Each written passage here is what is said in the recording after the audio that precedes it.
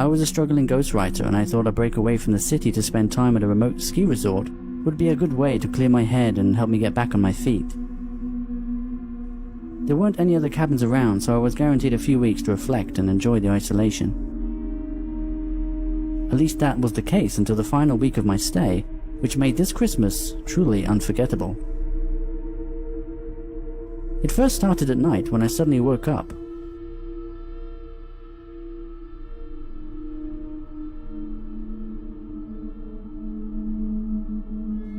Initially, I didn't know if it was from something I heard or from a bad dream, but either way I felt compelled to look out the window. Which is when I noticed the snowman in the distance. Back when I was a kid, I would have been delighted at the mere sight of a snowman, but that sense of childhood nostalgia was soon silenced by the realization that I wasn't alone out there in the woods. The cabin where I was staying was the only one this side of the valley, so it seemed like a really long way to walk just to build a snowman. Despite the uncanny feeling, I was still far too tired to give it too much thought, and managed to sleep through the rest of the night. The following morning, to no surprise, the snowman was still there. I couldn't quite put my finger on it right then, but I got this strange notion that something was different about the snowman. I decided to carry on about my day and didn't think much of it, until later at night, when it happened again.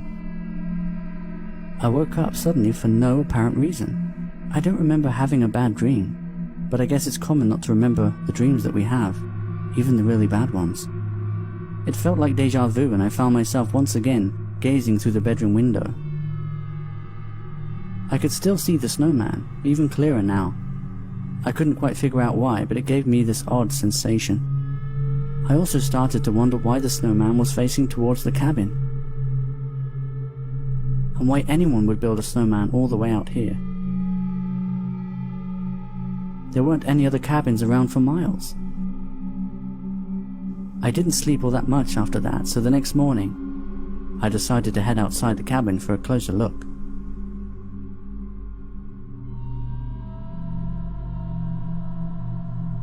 I looked around, but just as I expected, there was no trace of anyone, although it was hard to be sure, considering how poor the visibility was due to the weather. I chose to knock the snowman down just for good measure, since it was already beginning to feel like some kind of bad omen. Maybe I was overreacting, it was just some kids fooling around, but at least I wouldn't have to think about it anymore. Or so I thought. The following night, things got even worse.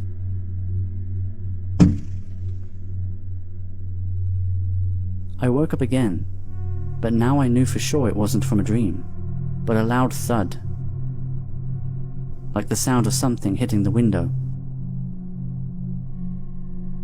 I glanced through the window and was shocked to see the same snowman, identical from the day before.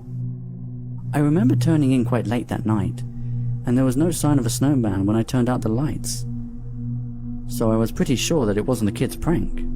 I mean, who would let their kids out this late to build a snowman? And what was that noise on the window? The last thing I wanted to do is go outside in the blistering cold, but I knew that if I waited until the morning, any footprints would most likely be covered by another thick layer of snow. I reluctantly got dressed, stepped outside and walked up to the snowman.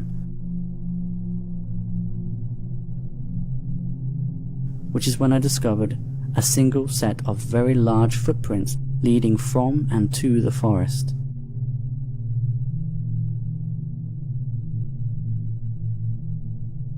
I couldn't shake this feeling of being watched, and that somehow I had made things worse by destroying the last snowman. So I decided to leave it alone and quickly headed back to the cabin.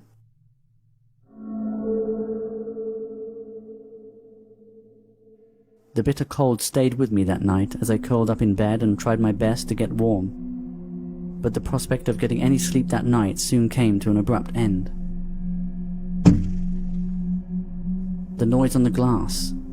I recognized it instantly. The sound of a snowball hitting the window. I knew deep down that it could only mean one thing.